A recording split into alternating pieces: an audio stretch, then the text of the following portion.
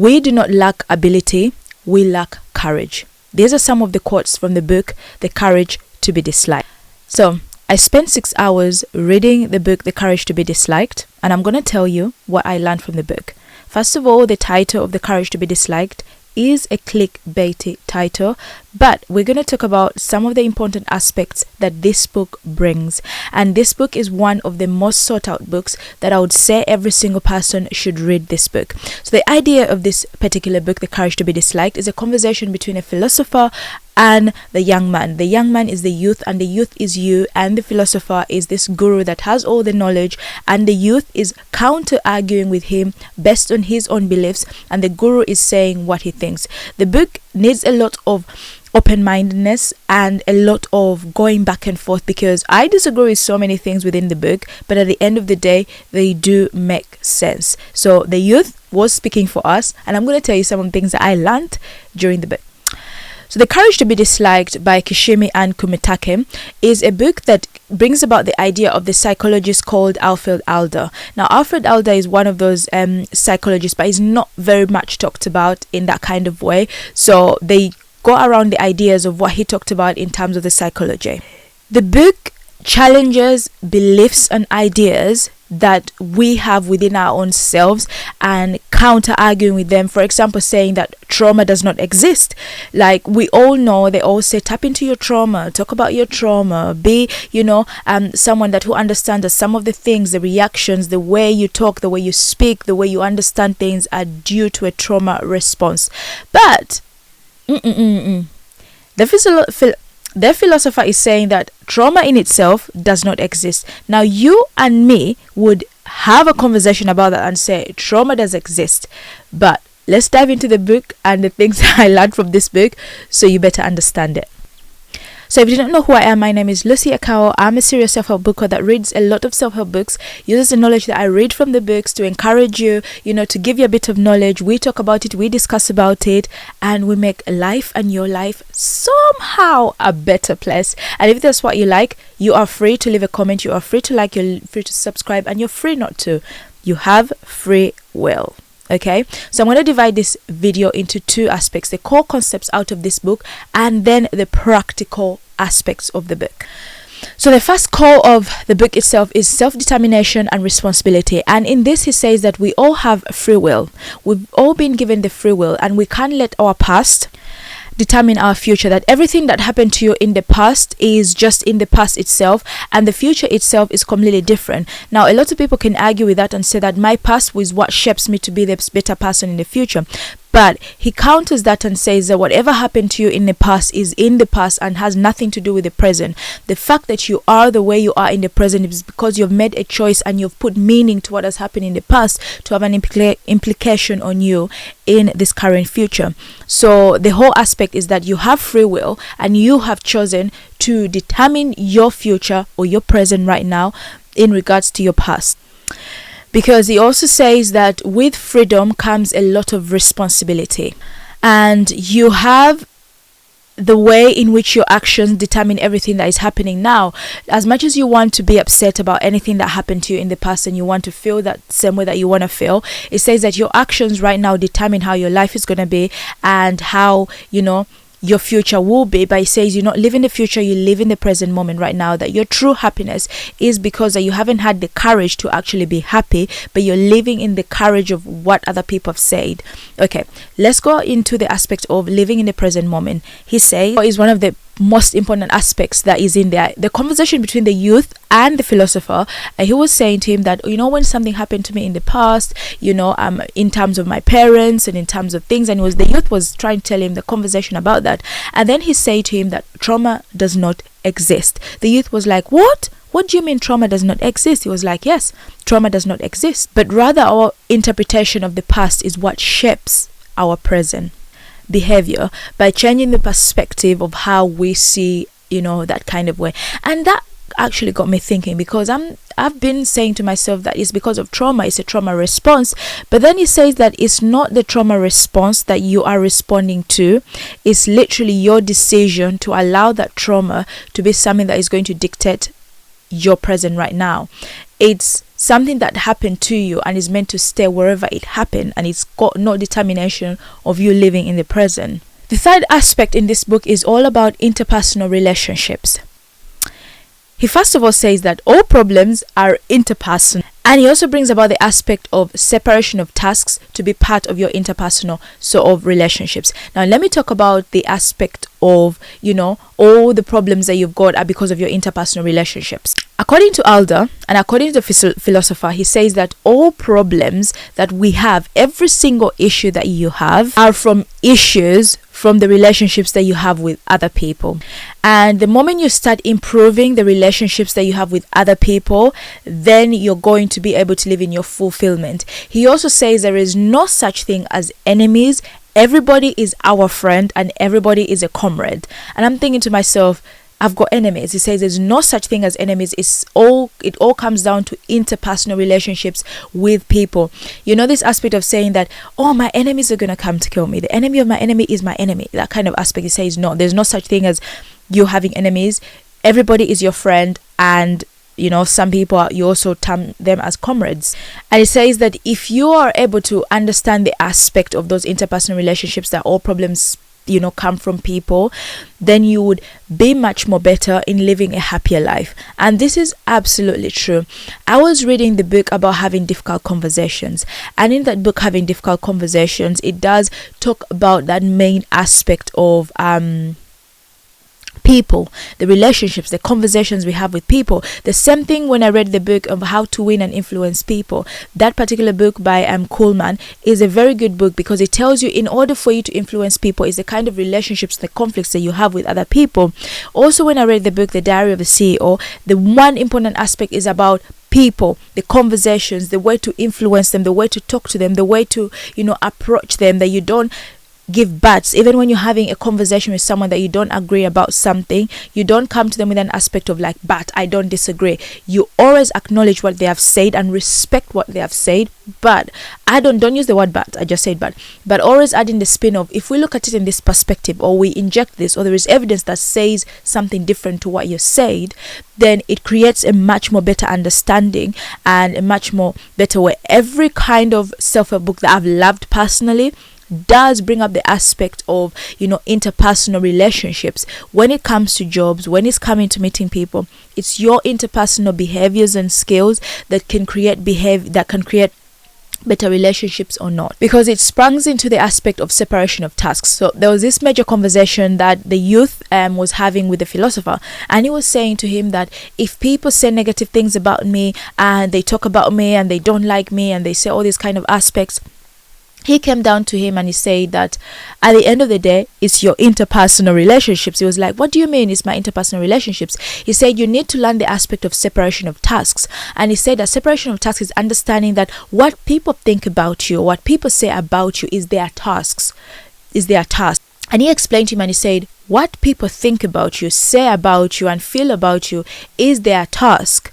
That is nothing to do with you. Your task is to know who you are and to do what you have to do. And he was like, oh, okay, so how does the separation of tasks come into here? It was like, your task in life is not to worry about what other people think or what other people say. Your task is to just be in your own fulfillment, learn your own self, understand you, and think about what you think about your own self. Because it says the key concept is differentiating tasks that belong to us and tasks that belong to other people. It says by focusing more on our tasks and not the tasks of other people, we avoid a lot of conflict, and we avoid a lot of, unhappiness. And that is absolutely true. We worry about, I've been the person that's always worried about what would people think. If I put down a video, a YouTube video, I'm just like, what would people think about this video? Or if I make a video and someone says, oh, I don't really like the editing, or I don't really like how your makeup looks, or I don't really like, this video will never get any views, or maybe you could try this aspect, and I keep worrying about those things. But it has made me understand that it's not my task to worry about what you think or to think about what you think. If this video is not good for you, or if my makeup is not great for you, then that's absolutely fine. You are entitled to how you feel because you are on your own person. So I have to separate that task and realize that it's different. Even there's this aspect that you have to separate, what people think about you online or your content from you as a person, because sometimes when your content or the things that you're putting out there are not working properly, or your job is not working well, it relates so much to your own self, and you kind of put it to your own self, and it's kind of like, no. You need to separate tasks. Like, if there's one thing you should learn from this book, the separation of tasks. Understand that it's other people's task, the way they feel, the way they think, and what they say. It's not your task to think about what they think about you or feel about you. It is up to them. Then they also came to a point in this book, I think it was about like 5 hours in reading the book, and they brought up the aspect of the courage to be disliked. Now, the whole entire book is all about the courage to be disliked. However, the courage to be disliked is not talked about until 5 hours into the whole entire book. It's like a good read and a good listen, and I would recommend you to read this book on Audible, not to buy the physical book, because the Audible version is so much better. But if you're a physical reader, then go ahead and do it. So the whole conversation about it, they get to the point whereby they talk about now the courage to be disliked, and this is what he says about the courage to be disliked. That first, you have to think about being authentic. And being authentic is not seeking approval from other people, not thinking about whether people like you or not. Because the more you think about other people's disapproval, is the more unhappy you're going to be, because you're always seeking when you can get an approval from them, and that will be constant, because as human beings we change. Our ways and our behaviors, they do change. So as their behaviors change and their ways change, you're still waiting for them to actually approve you, because you don't have the courage to be authentic and be your own self. And it is something that the society has put on us, on everybody else, because sometimes I'm waiting for an approval through a like. I'm waiting for you to leave a comment. I'm waiting for this video to get 100 or 200 views for me to think about the fact that, yes, finally, I'm a good creator. Finally, my content is good. And I'm looking for approval constantly. I'm waiting for like 50 likes, 60 likes on Instagram to kind of say, yes, I'm doing great, and all my energy is going well. But it's like, no, live in your authentic self and not wait for approval from other people, because then you're living in fear, and then you're looking for this kind of approval from people, because now your life is being dictated by other people. Your life is being determined by other people who literally in this entire world do not know nothing about you. Just like the 10% that you put out there, or the 10% that they see, they haven't lived with you for years and years and years to have a strong opinion about you. Then in the courage to be disliked, you say that you need to learn acceptance. Accepting that we cannot please everyone. Accepting that we cannot please everyone is liberating. It literally allows us to pursue our own goals, and to go out there and be the true authentic people that we have to be. Because when you feel not accepted, you come to limitations of your own self, and the society has a way in which it can limit us, hinder us, and tell us that we can't aim as much high as we need to aim. But you have to accept who you are, accept that this is what you are, and accept changes in your life that you have to get up to. And it says that the courage to be disliked comes with acceptance. You have to accept that you may not be everybody's cup of tea. You're going to accept that there are a lot of people that will not even understand you as a person, and you've got to accept that. You've got to accept that you could dress different, eat different, talk different, behave differently, and people don't like it. And if people don't like it, remember, separation of tasks. It is their own task. It's not your task to make them like you. No. Your task is to be the true authentic person that you can be, and accept the person that you are. And I'm not saying that don't look for changes, or don't change yourself, or don't learn, or try to kind of like change. You always have to. A growing human being is a human being that is changing, evolving, and growing. That is what is called personal growth. We are very used to bashing people, talking down on people online for the chapter and the growth that they are in their lives, rather than just accepting them for where they are now, but encourage them to get to that point of growth where they can live in their true authentic self. He also they had a conversation, and Alda, I think, in the whole philosophy thing, he talks about the aspect of contribution to others. He has this particular name that he calls it the contribution to the society, like the community feeling. I can't pronounce the name of it but I'll just put it here, which is the sense of belonging and also contributing to others. And in the conversation, the philosopher was saying that contributing to others and helping others and adding value to others can lead to a better fulfillment in life. And it got me thinking in aspects of like, there are so many times that people have asked themselves like, what is my purpose in life? And I remember listening to a podcast of 𝐃𝐈𝐒𝐂𝐋𝐀, and he said in that podcast, he was like, purpose is not for me. Purpose is what I can do for others. So a lot of times we ask ourselves, what is my purpose? Because you're asking yourself, what can I give to the universe? How can I give back to the universe? How can I be an importance to the universe? So he says that the community feeling, the contribution to others can create a sense of happiness, can create a sense of fulfillment. So he says that you have to try as much as you can to give back, because one of the things that so many rich people have said, that giving is like paying tithe to the world. You know, you have to give. I've read so many books about on wealth. I should be wealthy now, but I've read so many books about wealth, like the book from Robert Kiyosaki, Rich Dad Poor Dad, talks about the aspect of giving tithe, you know, contributing back. I read the book on the psychology of money, though it was not my favorite book, but it also talks about the aspect of giving. I read the book that is Money Mindset. In that book, Money Mindset, it talks about your mindset should always be thinking about giving. You should always give, because the more you give, the more you get back. Even if you give and you never get back, you have done your due diligence. You just have to do it. So he says that community feeling is also one of the aspects that creates that kind of courage, you know, to be disliked. Because in having a community feeling, and I will say this out loud, is that even when you give, people tell you you're not giving enough. People tell you that you should be giving in a different place. You should be contributing here. You should be. Everybody has an opinion about what you can do, but remember, separation of tasks. Because in that aspect, it also talks about the aspect of life tasks, and it says that we all have 3 tasks: work, love, and friendships. Says if we successfully engage in those 3 tasks, we are more likely to be happy. You know, work as much as we can in order to give, you know, the community love, you know, with all the fulfillment, and create friendships that allow us to say everybody is our friend and comrades as well. So on the other aspect of the practical implications, because the core concepts of the book are around those ones, and now we're going to talk about the practical applications of this book itself. This one is change your perspective. So the book is all about, you know, you have to change your perspective. Change your perspective about your past. Don't think about, you know what, everything is all about my past. I did this, I was beaten as a child, I was given this, I was done this too. He says that no, change your perspective about your past. Reframe your thinking. Look at more opportunities to grow and be better and become this new version of you. That is what does happen to you, and this now in the present time is what will happen to you if you allow it to be. The second one that I would like you to kind of think about is only focus on the things that you can control. Identifying your own tasks and your own responsibilities and having the free will and the freedom are things that will help you. Remember the separation of tasks. You cannot control what someone thinks about you, says about you, does to you. You know, you can't control that. You can only control what you yourself can do. So what you cannot control, don't give it any time of day.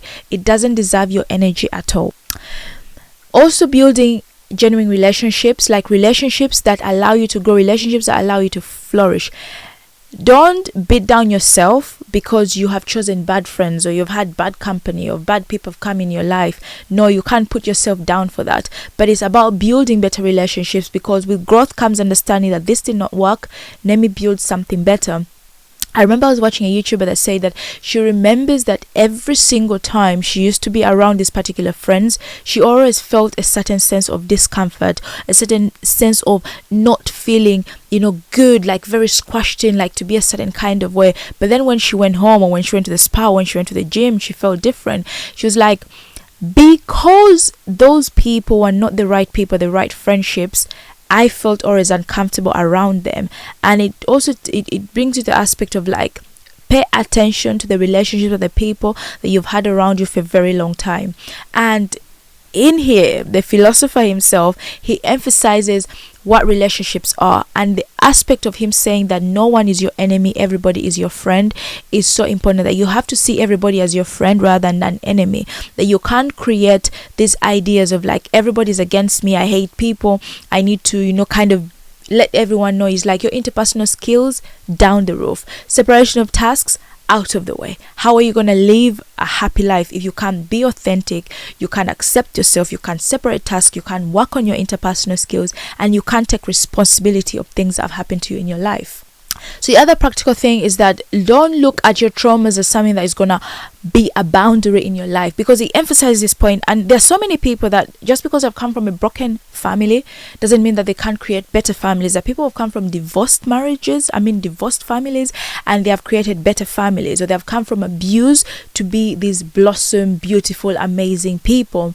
So the whole idea of the whole entire book, it reprograms your thinking and your brain and what you can think about life.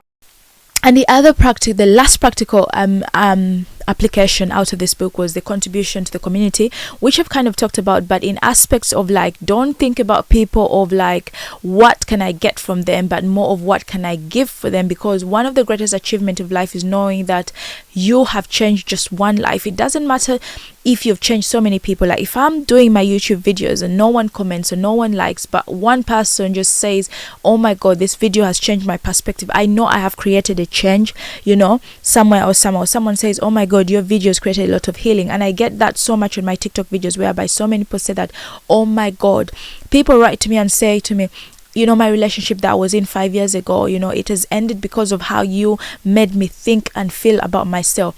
That is all that matters. So what I'm saying to you is that remember that contribution to others is not how you can contribute, but mainly how you contribute to others. So as I come to the end of this book, I cannot tell you how I can say that every single person should read this book, The Courage to Be Disliked, because there are a lot of times whereby we stop doing things in life, we stop achieving things in life, we check ourselves so many times because we do not want to be disliked by other people. We all want to be likable, but that's not the aspect of life. We can't all be liked, we can't all be the same, because these fingers on our hands are not even the same in that aspect. So how do you expect people to like you in the same way? You can be likable by most people, but not everybody will like you. Find a percentage of people that don't like you. It's like, oh, this book is just so one of the beautiful books about it. The points that are really so important for me is trauma and separation of tasks. I really love this, understanding that some people come from broken families and broken marriages and still have better families and better marriages. Some people have gone through abuse and still come out thriving. So it's just how you attach your past to your present. I know it's very controversial and we can all have a discussion about it, but The Courage to Be Disliked is a book that everyone should read. And this conversation about the youth and with the philosopher is just so profound. I know I haven't grasped and told you every single thing in this book, but I think I've touched on the points that touched me that can allow you to pick up the book and read it. I'll link it down below so you can pick up the book yourself and read the book yourself and tell me what you think about the book. But all in all, it's a very good book. It's a very good conversation. The perspective of the the youth, oh, he was speaking for us. I loved it. And also the philosopher coming and saying nope. I was just like, why? There's so many conversations about having a friend. The youth is talking about his friend is talking about this is coffee, when you go and you get coffee spilled on you and the way you react. He says your interpersonal skills. The youth gave so many examples, and the philosopher kept on saying interpersonal skills, separation of tasks, interpersonal skills, separation. I was just like, I'm so tired of this. But anyway, thank you so much for watching this whole entire video of The Courage to Be Disliked. The title itself is very clickbaity, because you expect when you read that book from the very beginning that it's going to start talking about how you can have the strength and courage to be disliked. But no. It takes you through a whole journey, and when you get 5 hours in, if you're listening to the audio, that's when he talks about the courage to be disliked. And then it all makes sense, because it preps you before you actually, it's like you want the answer to this particular question, but let's go all around about these underlining things that you're not literally saying. What brings you to the courage to not be disliked? There are so many things that underline. Let's address them first. So for me, the way I got the book was like the philosopher was addressing the underlining issues before he actually got to the big question, which was the courage to be disliked. And they got there in the end. Anyways, thank you so much for watching this, and I hope you like, comment, and subscribe. But if you don't, remember, free will. But I hope you do. Anyways, apart from that, have a lovely day, and I'm going to end this here and say bye-bye.